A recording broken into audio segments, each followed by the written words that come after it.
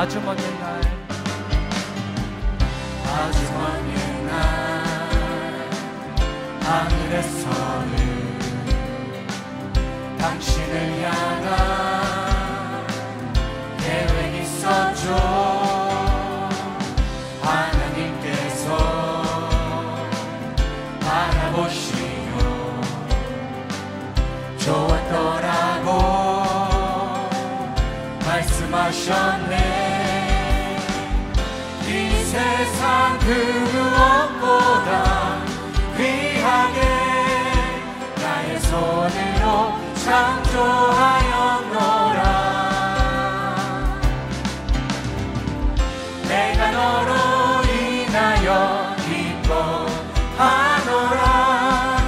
내가 너를 사랑하노라.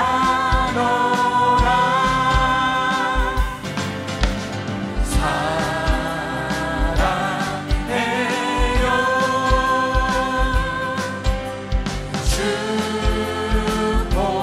축복해요. 당신의 마음에 우리의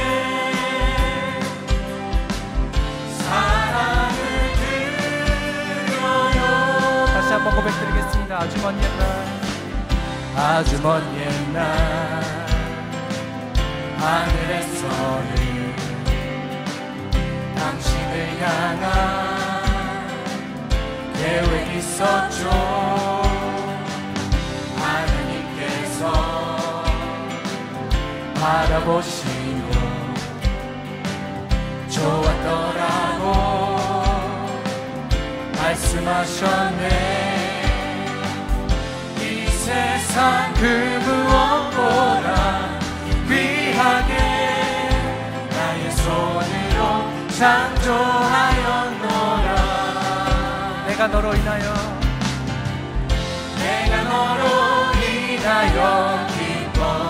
기뻐하노라.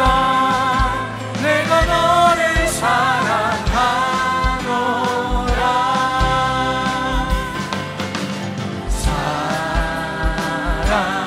사랑해요.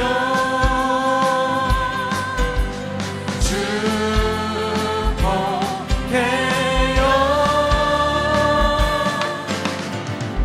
당신의 마음에 우리의 사랑을 드려요. 옆에 분들 보면서 축복하겠습니다. 사랑해요. 사랑해요.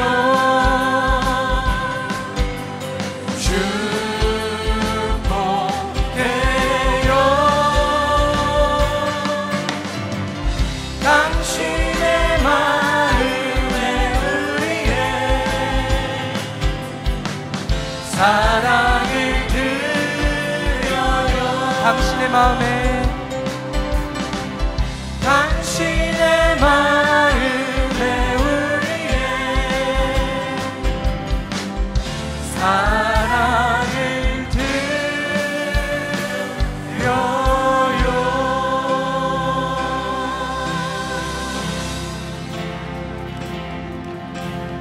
고단한 인생길 힘겨운 오늘도 예수 내 마음 아시네. 지나간 아픔도 마주할 세상도 예수 내 마음 아시네. 하루를 살아도 기쁨으로 가니 예수 늘 함께 하시네. 후회도 염려도 온전히 맡기니 예수 늘 함께 하시네. 믿음의 눈 들어 주를 보리. 이 또한 지나가리라.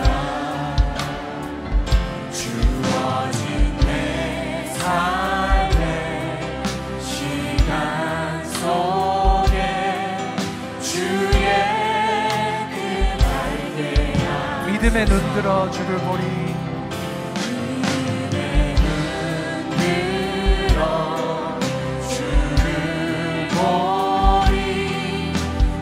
또한 지나가리라. 주어진 내 삶의 시간 속에 주의 뜻 알게 하소서. 고단한 인생길, 고단한 인생길, 힘겨운 오늘도 예수 내 마음 아시네. 지나간 아픔도 마주할 세상도 예수 내 마음 아시네. 하루를 살아도 기쁨으로 가리. 예수 늘 함께 하시네. 후회도 염려도 온전히 맡기리. 예수 늘 함께 하시네. 믿음의 눈 들어 주를 보리. 이 또한 지나가리라. 주어진 내 삶의 시간 속에 주의 뜻 알게 하소서. 믿음의 눈 들어 믿음의 눈 들어 주를 보리. 이 또한 지나가리라. 주어진 내 삶의 시간 속에 주의 뜻 목소리로만 고백하시겠습니다. 믿음의 눈 들어 믿음의 눈 들어 주를 보리. 이 또한 지나가리라. 주어진 내 삶의 시간 속에 주의 뜻 알게 하소서. 주의 뜻 알게 하소서. 주의 뜻 알게 하소서. 주님께 영광의 박수 올려드리겠습니다. 할렐루야.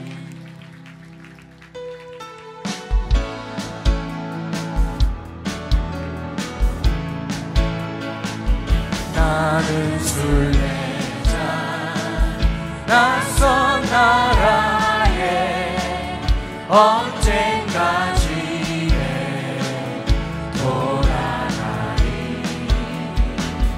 어느 세상 방황치 않고 예수와 함께 돌아가리. 나는 순례자 나는 순례자 돌아가리.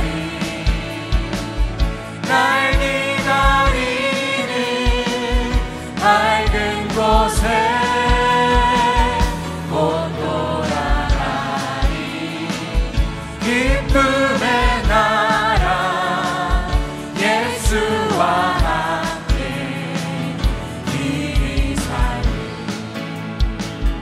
나는 순례자 방황하지만 예수 내 구주 이끄시네. 영광의 나팔 영광의 나팔 소리를 위해 전사 날 위해 찾아. 3절 고백드리겠습니다. 나는 순례자 피곤한 몸을 하늘나라에 누리시네. 주 볼 때마다 영광 나타나 승리를 위해 찬양하리. 나는 순례자 돌아가리. 날 기다리는 밝은 곳에 곧 돌아가리. 기쁨의 나라 예수와 함께 길이 살. 나는 순례자 나는 순례자 돌아가리. 날 기다리는 밝은 곳에 곧 돌아가리. 기쁨의 나라 예수와 함께 길이 살리. 예수와 함께 길이 살리. 예수와 함께 길이 살리.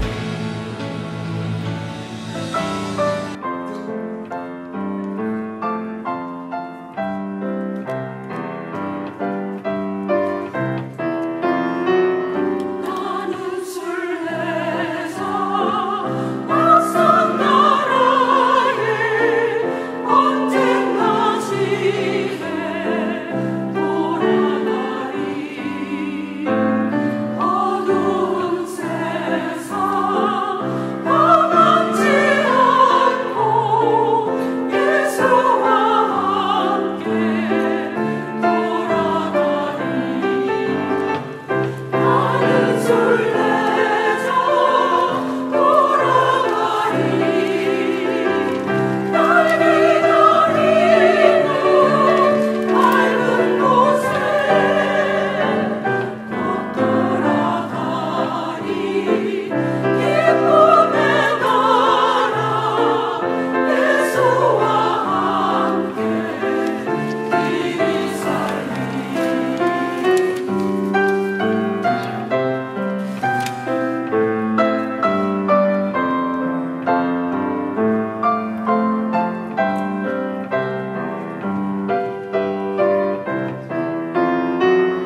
나는 순례자 피곤한 몸을 하늘나라에 누리시네. 죽을 때마다 영광 나타나 승리를 위해 찬양하리. 나는 순례자 돌아가리. 날 기다리는 밝은 곳에 곧 돌아가리. 기쁨의 나라 예수와 함께 길이 살리.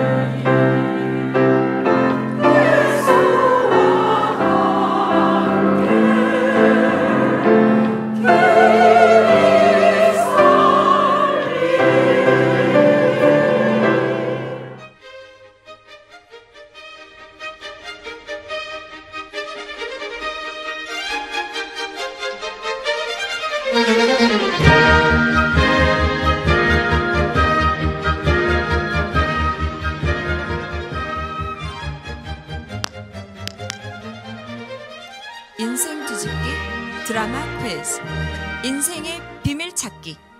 다음에 나오는 두 사람을 보고 함께 문제를 풀어봅시다.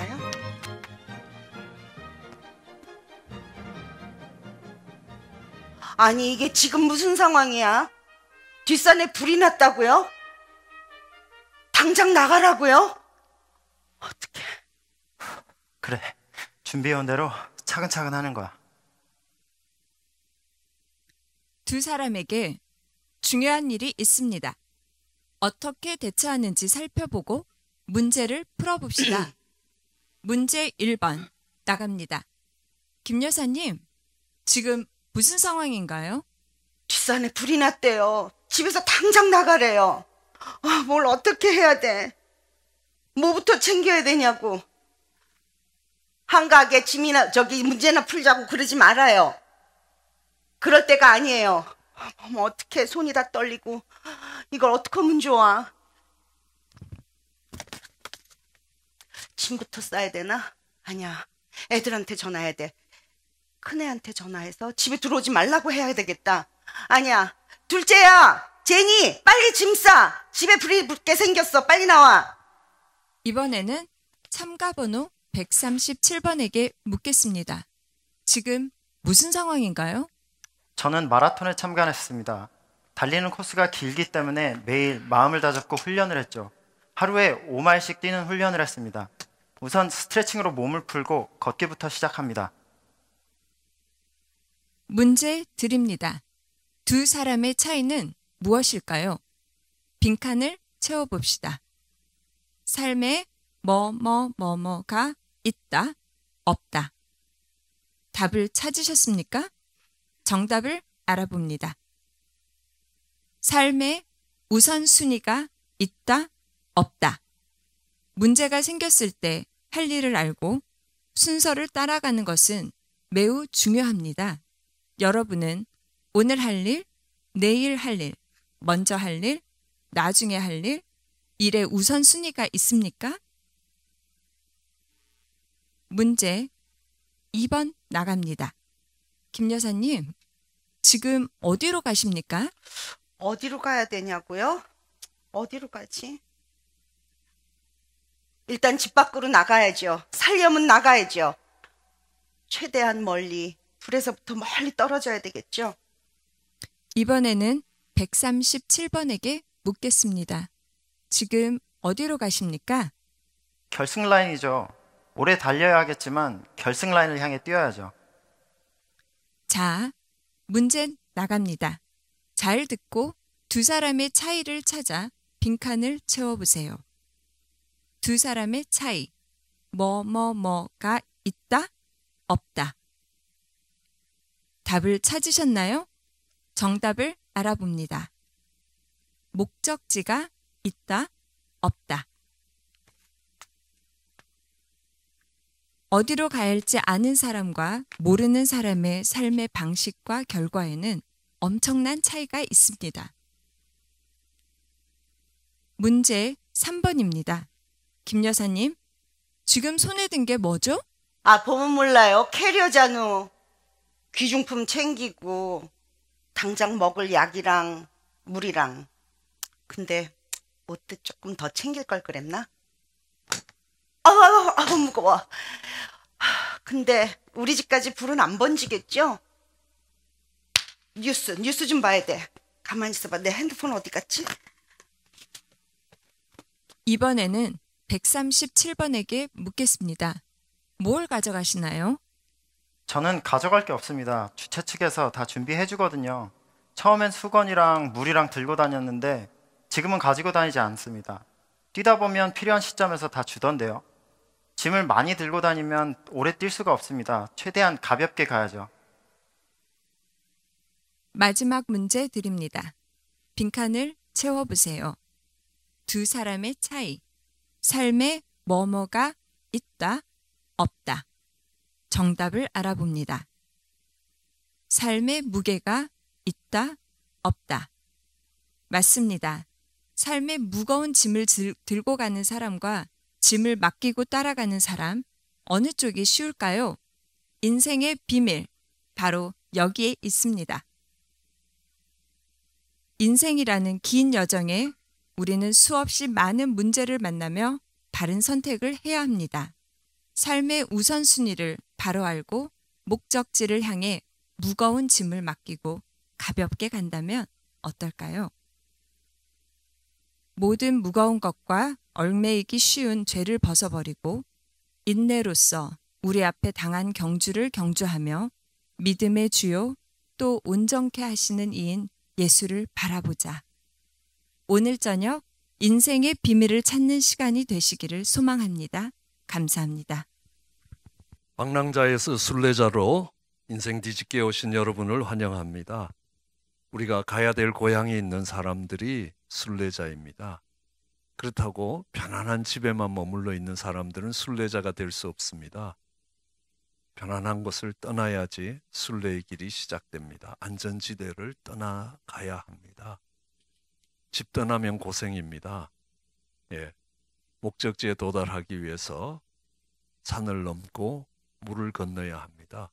우리 인생길이 그런 줄 압니다. 산 넘고 물 건너서 오늘 이 자리까지 온 우리 박현주 집사님 삶을 나눠주시겠습니다.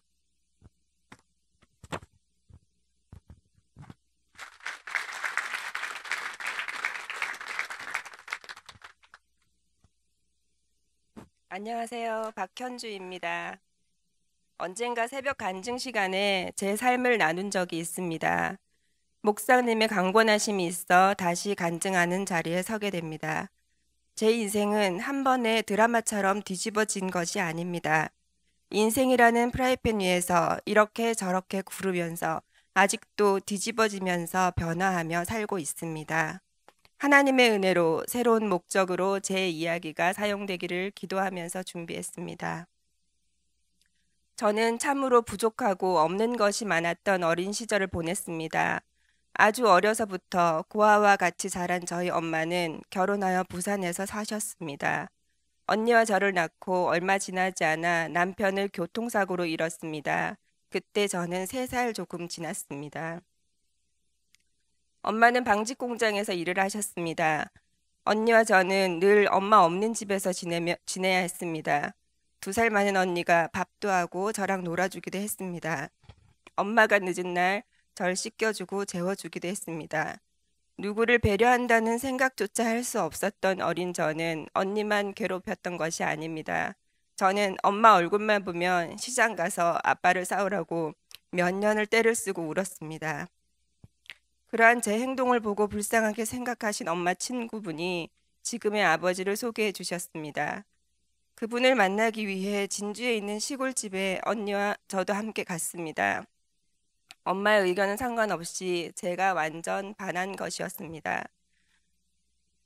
할아버지도 할머니도 계시고 오빠도 3명이나 있고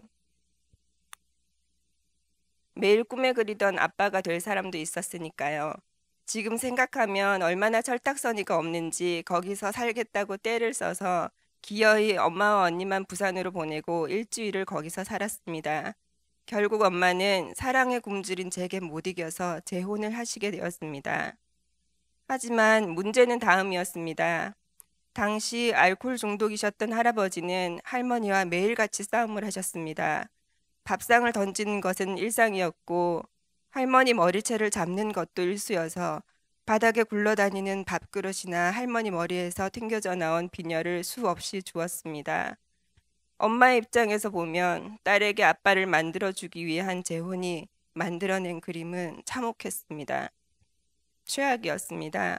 매일 싸우시는 시부모님, 그 화풀이를 며느리에게 하는 시어머니, 투명인간처럼 지내며 일만 하는 남편, 하루 걸러 찾아와서 힘들게 하는 시형제들, 그들은 치과 치료비조차 방문 앞에 서서 줄 때까지 기다렸다가 받아가는 사람들이었습니다.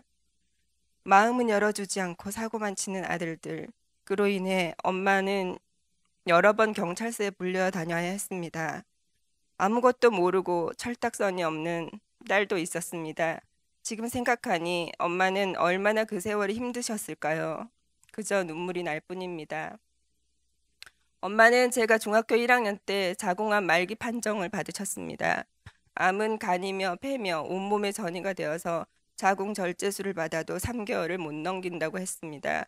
가족이라고 하지만 의지하는 사람만 많았지 아무도 죽음을 눈앞에 둔 그런 엄마에게 관심이 없었습니다. 병원에 데려가 주는 사람도 돌봐주겠다는 사람도 없었습니다. 그래서 참고 살아온 인생이 얼마나 허무했을까요? 저는 엄마와 함께 몇 달을 병원에서 살았고 병원에서 수술 후 퇴원하였습니다.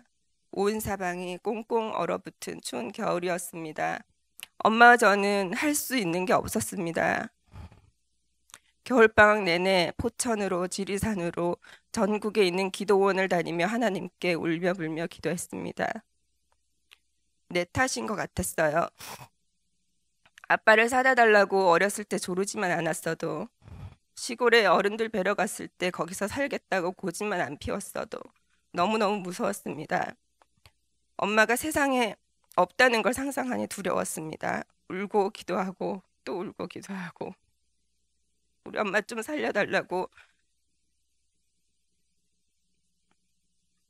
수술후에도 엄마의 배를 만지면 딱딱한 무언가가 있었습니다. 매일 온몸이 아프다고 너무 고통스러워하는 엄마를 보며 차라리 내가 아프게 해달라고 부르짖다가 기도원 바닥에 방석을 베고 잠들곤 했습니다. 그러기를 몇 달을 했을까요? 병원에 검진받는 날이 다가왔습니다. 엄마 수술 당시 돌봐주셨던 간호사 한 분이 엄마를 붙들고 울었습니다. 어머니 못 볼 줄 알았다고, 돌아가신 줄 알았다고 했습니다. 간호사에게 듣는 말은 더 무서웠습니다. 병원에서 일하는 사람이 진심으로 하는 말이니 말입니다. 하나님이 제 기도를 안 들어주신 것 같았고, 병원 간호사가 저렇게 울 정도면 사람이 가지는 희망은 1%도 없었습니다. 얼마 뒤 검사 결과가 나왔습니다. 의사는 믿을 수 없다고 했습니다. 뭘 했냐고 했습니다. 기적이었습니다. 하나님께서 자궁은 물론 간과 폐까지 전해진 모든 암을 말끔히 치료해 주셨습니다.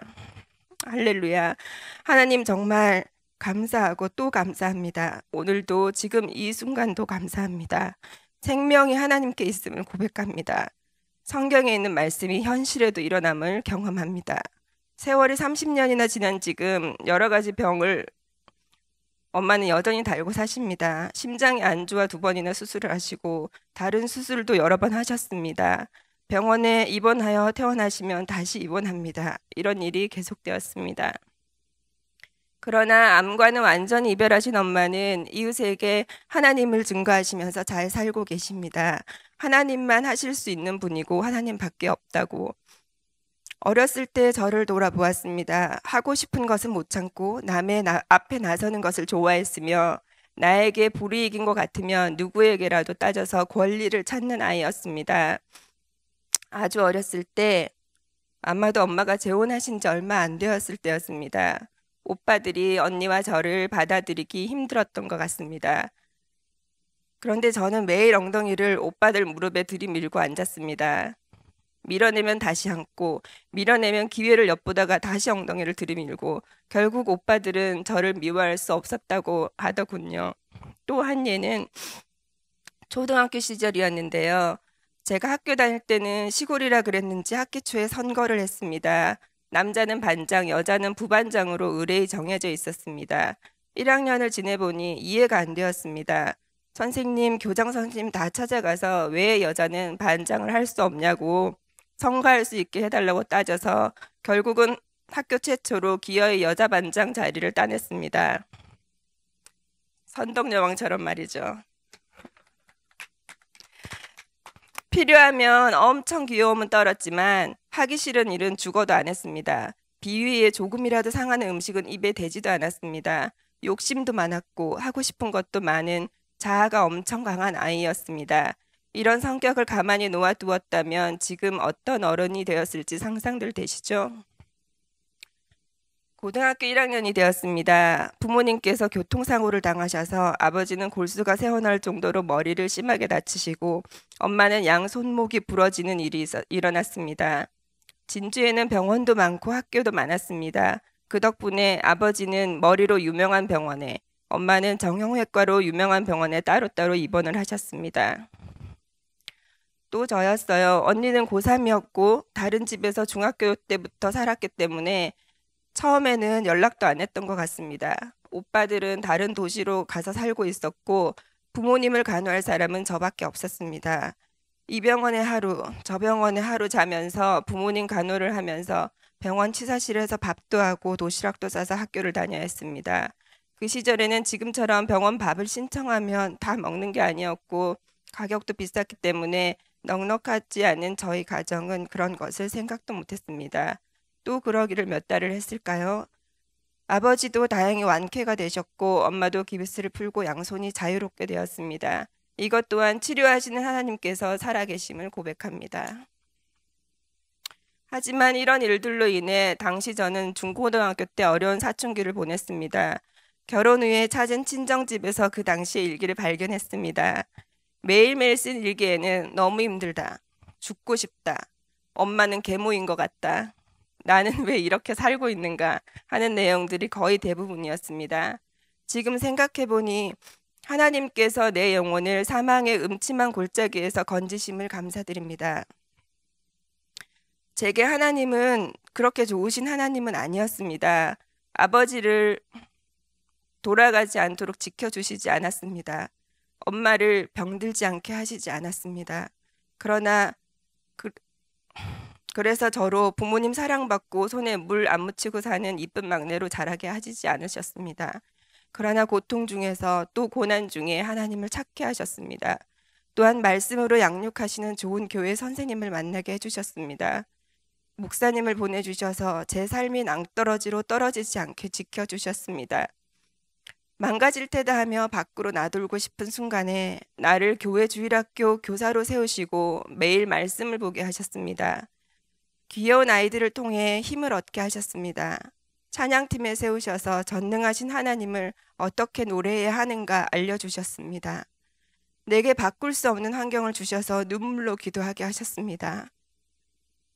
좋은 아버지 상을 찾을 수 없었던 제게 배우자 기도를 하게 하셨습니다. 그래서 지금 만난 사람이 지금의 참 좋은 남편입니다. 중고등학교 시절에 믿지 않던 친구들을 여러 명 교회로 인도했습니다. 좋은 환경보다는 건강한 생각을 마음에 채워주셔서 이기적으로 살던 욕심 많은 저의 생각을 고쳐주셨습니다. 옛날 엄청 까다롭던 입맛도 지금은 없어서 못 먹는다고 할 정도로 아무거나 잘 먹고요.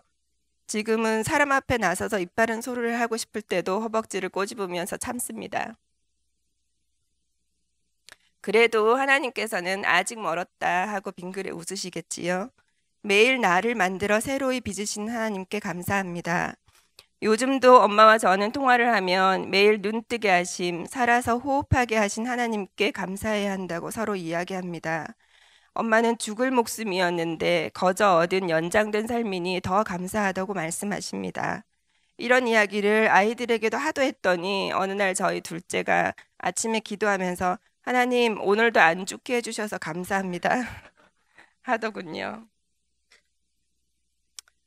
저 또한 엄마와 같은 마음입니다. 어렸을 때부터 생명은 하나님께서 예수님 내어주시고 주신 것임을 깨닫게 하심이 감사하고 지금도 십자가를 생각하면 눈물이 쏟아지게 하심이 얼마나 감사한 일인지요. 내 생명이 하나님께 달렸다고 고백하면 얼마나 마음이 평안한지요. 얼마 전에 아는 동생이 물었습니다. 언니, 왜 교회 다니는 사람들은 잘해줘요? 저는 곰곰이 생각하다가 이렇게 대답했습니다. 그건 너한테 뭘 원한다거나 해서 그런 게 아니고 아마도 하나님한테 받은 사랑이 많아서 그게 너무 좋으니까 알려주고 싶어서 하는 거야. 그런데 이 동생이 몇 번 셀 모임에 나오고 작년 인생 뒤집기에도 한번 참석했었는데요. 이사를 시애틀로 가면서 그랬습니다. 언니, 나는 언니가 잘해주고 기도해주고 좋은 일들이 많이 일어나서 언니 덕이라고 생각하고 있었는데 며칠 전에 혼자 집에 있는데 지난번 언니네 셀 모임에서 들은 얘기가 갑자기 생각이 났어요. 모세를 사람들이 하나님처럼 생각한 게 잘못된 거라고 얘기했잖아요. 그러니까 언니 말고 하나님이 계시고 하나님이 하신 일이라고 생각하고 싶어요 라고 하더군요. 이 동생에게 하나님에 대한 관심이 생긴 것이 기뻤습니다. 이 친구가 지금은 시애틀에서 교회에 몇 번 출석하고 있긴 하지만 아직 믿음의 길에 깊이 들어서지 못한 것 같아 기도하고 있습니다. 함께 기도해 주시기 바랍니다. 글 한 편을 소개하려고 합니다. 제목은 오해입니다. 하나님이 나를 너무 사랑하심으로 나를 더욱더 주님의 모습과 닮게 하시기 위해 나의 모난 부분을 깎으실 때 하나님은 그것을 사랑이라고 부르지만 나는 그것을 고통이라고 부릅니다. 하나님이 나를 너무 사랑하심으로 나를 하나님의 나라로 인도하시기 위해 낮은 마음과 넓은 마음을 갖게 하시려고 좁은 길로 인도하시는 것. 하나님은 그것을 은총이라고 부르지만 나는 그것을 시련이라고 부릅니다. 사탄이 나의 하나님과의 관계를 질투하여 나를 하나님에게서 멀어지게 하기 위하여 나에게 물질의 부유함과 세상의 즐거움을 풍족히 불어넣어 주었을 때 하나님은 그것을 유혹이라고 부르시지만 나는 그것을 축복이라고 부릅니다. 세상의 기준과 세상의 시선으로 하나님의 일들을 바라보았기에 나는 하나님의 뜻을 알지 못한 채 그렇게 하나님의 계획과 뜻을 오해하고 잘못 받아들일 때가 많습니다. 하나님의 시선으로, 하나님의 기준으로 주님의 계획하심과 뜻하심을 깨달을 수 있도록 주님께 아버지의 지혜를 구하고 나의 아둔하고 어두워진 눈을 밝혀달라고 간절히 기도합니다. 간혹 내가 이해할 수 없는 일들로 인해 마음이 무너질 때도 있겠지만 그분은 이해해야 될 대상이 아니라 믿어야 될 대상이기에 늘 하나님과 시선 맞추기를 게을리하지 않기를 기도합니다. 아멘. 저는 하박국의 고백으로 감사를 표현합니다. 비록 무화과 나무가 무성하지 못하며 포도나무에 열매가 없으며 감람나무에 소출이 없으며 밭에 먹을 것이 없으며 우리의 양이 없으며 외양간에 소가 없을지라도 나는 여호와로 말미암아 즐거워하며 나의 구원의 하나님으로 인하여 기뻐하리로다. 이 시간 다시 한번 고백합니다. 하나님께서 저의 힘겨운 삶에 동행하시며 감동과 감사가 넘치게 하셨습니다. 하나님의 뜻을 오해하고 방랑자로 살아왔던 삶을 순례자의 삶으로 바꾸어 주셨습니다. 인생 가는 발걸음 가볍게 해주셨습니다. 사랑하는 우리 성도들과 함께 그 길을 같이 걸어가기를 기도합니다. 감사합니다. 이 영화는 42, 42라는 숫자로 된 영화입니다. 이 42 야구 선수들은 어느 팀에 있을지라도 이 42번이라는 번호를 가질 수가 없습니다. 영구 결번이라고 이야기합니다. 왜냐하면 아까 봤던 이 흑인 선수를 기념하기 위해서입니다. 이 흑인 선수는 미국 이 프로 스포츠 사상 처음으로 흑인으로 처음으로 야구 선수가 됐습니다. 야구뿐만 아니라 농구 어떤 프로 선수들 중에 흑인이 한 명도 없을 때 이 사람은 흑인 선수로 이제 발탁이 되어서 우리가 다저스, 지금은 LA 다저스인데 그 당시에는 브루클린 다저스였습니다. 이 브루클린 다저스가 이 LA로 팔려서 이 LA를 홈구장으로 내려왔는데요. 그전에는 브루클린에 있었습니다.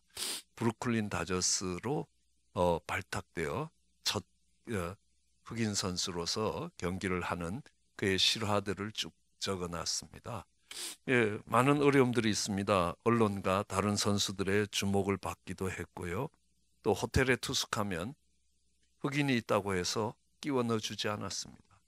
너희는 우리 호텔에서 못 잔다.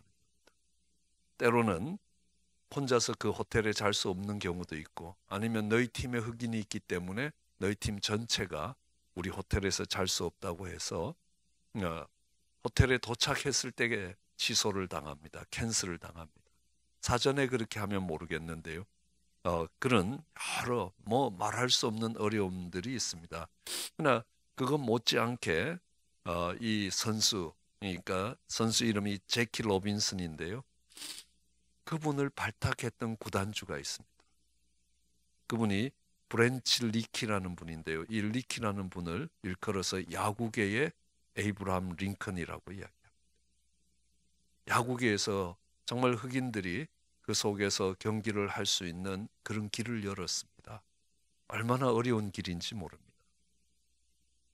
정말 하나님 앞에 함께 서는 이런 모습들이라고는 이야기하지만 얼마나 배척이 많고 이런 속에 그 꿈을 갖고 정말 나아가는 길이 쉬운 길만은 아니었습니다. 참 힘든 길이었습니다. 선수도 힘들었지만 그 꿈을 가지고 그 선수들을 키워갔던 그 구단의 구단주 리키라는 구단주도 매우 힘든 시간들을 많은 친구들의 결별을, 친구들이 내가 너랑은 다시는 친구를 하지 않는다라는 결별과 여러 어려움들을 뚫고 그를 세워갑니다. 그가 좌절할 때마다 이야기합니다. 너는 모든 흑인들의 꿈이라는 겁니다. 너 한 사람의 선수가 아니라는 겁니다. 네가 여기서 포기하거나 무너지면 더 이상 흑인 사회는 프로 선수로 나올 수 있는 길이 없어진다는 겁니다. 그러면서 그를 격려해서 또 그 선수도 누구보다도 땀 흘리면서 또 눈물 흘리면서 그 일들을 감당해 갑니다. 그래서 미국의 또 다른 역사의 한 페이지를 기록하게 되는 것입니다. 우리는 인생의 여정에서 그 어려움이 있다고 포기하면 방랑자가 되는 것입니다. 그러나 그 어려움을 딛고 정말 인내하며 그 목표 지점까지 나아갈 때 그는 순례자라는 것. 분명히 나가야 될 목표가 있기 때문에 그 목표에 나가기까지 포기하지 않는다는 것. 그 생에 있어서 내가 당하는 어떤 어려움들보다, 핍박보다, 또 무시와 멸시보다 그 목표 지점에 나아가는 것이 소중하다라고 하면 그는 순례의 여정을 걸어가고 있다라고 이야기할 수 있지 않습니까? 우리는 잘 알고 있습니다. 이 어려움이 없고 고난이 없는 영광은 없다는 것입니다. 우리는 포도라는 과일도 가장 썩기 쉬운 과일입니다. 그냥 두면 가장 잘 썩지만 이게 많은 고난 속에서 이 을그러져서 포도주가 되면요, 이제는 오래 둘수록 가치가 올라갑니다. 400년, 500년 된 나폴레옹 꼬냑은 웬만한 집 한 채보다 훨씬 더 비싸다는 것들을 알 수 있습니다. 그럼 똑같은 나무와 다이아몬드는 똑같은 탄소화물입니다. 탄소로 된 화학물질입니다. 근데요, 분자 구조가 똑같습니다. 그렇지만 그 나무가 오랜 시간 동안 단련과 고난의 시간들을 통과하고 나면 다이아몬드가 된다는 겁니다. 이 세상의 광물 중에 스스로 빛을 발할 수 있는 광물이고 또 가장 아름답고 가장 가치가 있는 것으로 만들어진다는 것들을 알 수 있습니다. 우리는 그 고난이 정말 그 나무를 다이아몬드로 만들고 그 고난이 가장 썩기 쉬운 포도를 포도주로 만들어 간다는 것들을 알 수 있습니다.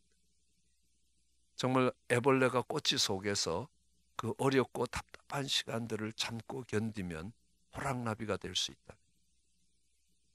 꼬치 속에서 어렵고 답답한 그 고난의 시간이 없이는 절대로 호랑나비가 될 수가 없다는 것들을 알 수 있습니다. 그것을 성경은 이야기합니다. 십자가의 고난을 통하여, 정말 나를 죽이는 그 고난을 통하여 우리는 부활의 영광에 이를 수 있다는 것. 그 속에서 우리는 포기하지 않아야 될 것입니다. 그럼 미국의 해병대는 이렇게 모자를 쓰는데 팔각 모자를 씁니다. 왜 이 해병대의 모자가 팔각인지 아십니까? 그냥 폼나라고 이렇게 팔각을 했습니까? 아닙니다. 2차 세계대전에서 가장 격전지였던 이 일본과의 싸움에서 일본 상륙작전을 감행합니다. 그것을 했던 것이 해병대였습니다. 7번 상륙작전을 해서 7번 실패합니다. 그렇지만 포기하지 않고 8번째 상륙작전을 해서 일본으로부터 항복을 받아내는 겁니다. 그래서 그때를 기념해서 해병대는 항상 모자를 써도 우리는 절대로 포기하지 않고 승리할 때까지 싸운다라는 의미로 팔각 모자를 쓰는 것입니다. 우리는 이 실패들이 또 어려운 시간들이 정말 우리에게 정말 많은 소중함들을 줬다는 것들을 우리는 알 수 있습니다. 우리는 케네디를 기억합니다. 에디슨을 기억합니다. 에디슨은 정말 빛을 만들기 위해서 수없는 실패를 반복합니다. 수천 번의 실패를 하면서 그는 마침내 어둠을 밝히는 빛을 만들어내게 되는 겁니다. 많은 사람들이 이야기합니다. 그러니까 또 실패하셨네요. 아니라고, 실패한 것이 아니라고. 이것이 안 되는 경우를 하나 더 찾은 것뿐이다. 반드시 이 빛을 만들어서 어둠을 밝히겠다라는 그의 믿음이 있었던 것도 있고요. 그 실패가 정말 그의 인생의 여정이 앞으로 나아가는데, 그 일을 이루어 가는데 발목을 잡지 못하게 했다는 사실입니다. 우리는 살아가면서 얼마든지 실패할 수 있다는 겁니다. 얼마든지 넘어질 수 있다는 겁니다. 그러나 그 실패가 우리의 인생에 있어서 힘든 이유는 다음에 또 실패할 것을 생각하고 그 실패 때문에 두려움을 갖기 시작하기 때문에 그 두려움으로 우리의 전진을 막게 되는 겁니다. 실패는 지나가는 동안에 하나의 경험이라는 것입니다. 그 실패 없이, 그 어려움 없이 전진해 갈 수 없다는 것들을 너무 잘 알고 있습니다. 그러나 그 실패가 만들어내는 또 실패할 것이라는 그 두려움이 우리의 발목을 잡고 전진하지 못하게 할 것입니다. 우리는 그 어려움을 뚫고 나가면 나갈수록 그 끝에 정말 아름다운 역사들이 있다는 것들을 알 수 있습니다. 우리 이순신 장군을 보더라도요, 많은 어려움들이 있었습니다. 그의 진급도 늦었고요. 그는 몰락된 역적의 집안에서 태어나서 정말 너무너무 가난해서 외가에서 자라야 됐습니다. 그런 많은 어려움들을 갖고도 그가 뒤로 물러서지 않습니다. 그랬기 때문에 아마 오늘날 여러분과 제가 한국인으로 이 자리에 있을 수 있을 것입니다. 그러니까 13척의 배로 여러분들이 알다시피 200척이 넘는 퇴각하는 일본을 향하여 물러서지 않습니다. 그랬기 때문에 그는 나라를 풍전등화, 불 앞에 정말 꺼져가는 등불 같은, 바람의 앞에 서 있는 등불 같은 나라를 건져낸 사람으로 우리에게 기록되고 있습니다. 그의 삶이 존귀한 삶으로 기록됩니다. 왜요? 지금 해군의 역사상 넬슨 제독을 포함해서 세계 해군 역사에서 가장 위대한 제독이라고 이야기하면 이순신 장군을 들게 됩니다. 저희 나라 출신이라서 그런 것이 아닙니다. 정말 그가 나라를 구하고자 하는 정말 이 꿈과 목표를 가지고 어떤 어려움이 있더라도 뒤로 물러서지 않았습니다. 내 자신의 눈앞의 이익 때문에 그 목표를 포기하지 않았습니다. 그렇기 때문에 그의 인생길을 우리는 순례라고 이야기할 수 있습니다. 내 욕심과 내 이익을 위해서 내가 세우고 나아가는 그 목표를 포기하지 않았다는 것입니다. 그렇기 때문에 그는 그 인생길을 걸어간 것이 그에게 있어서의 순례입니다. 그러면 그 고난의 기간이 길수록 영광의 크기가 다르다는 것. 우리는 아브라함이 40년 동안 아들을 기다리면서 믿음의 길을 걸어갑니다. 그 길이 쉽지 않겠습니다. 여러분이 어떤 기도 제목을 가지고 소원을 가지고 그것을 40년을 포기하지 않고 걸어왔다라는 거, 그거 쉽지 않습니다. 물론 넘어질 때도 있고 회의에 들 때도 있고 의심이 찾아올 때도 있습니다. 그러나 다시 일어서서 끝까지 그 40년의 길을 걸어갑니다. 그랬더니만요, 하느님이 약속하신 것, 그것이 40년이 되더라도 그 믿음을 통해서 하나님이 그것을 이루어 가신다는 것들을 이 땅에 증거할 수 있었습니다. 그래서 그는 믿음의 조상이라는, 믿으려면 이렇게 믿어야 됩니다. 믿음은 이렇게 믿는 것이 믿음입니다 라고 그 시작이 되는 믿음의 조상이라는 이름을 얻게 되는 것입니다. 왜요? 그에게 긴 고난의 시간에도 불구하고 그가 걸어가야 되는 인생의 여정에서 그 하나님이 주셨던 그 목표를 포기하지 않았다는 것입니다. 그럼 포기하고 사는 게 훨씬 쉬울 때도 있습니다. 아마 요트로 세계 일주를 했던 강동석 군이라고 있습니다. 그가 요트로 정말 큰 바다의 풍랑과 싸우면서 온 세계를 한 바퀴 돌아서 다시 돌아왔을 때 그 돌고 오는 사이에 그의 아버지는 사업에 실패해서 자살을 했습니다. 한 바퀴를 돌고 온 그 형제에게 기자가 물었습니다. 아버지에 대해서 어떻게 생각하냐고. 그때 그가 했던 말이 오래 가슴에 남습니다. 우리 아버지는 너무 쉬운 길을 택했다는 거예요. 쉬운 길이라는 거예요. 포기하는 길은 쉬운 길이라는 거예요. 그러나 그곳에는 하나님의 영광이 따라오지 않는다는 것. 우리는 헬런 켈러를 기억합니다.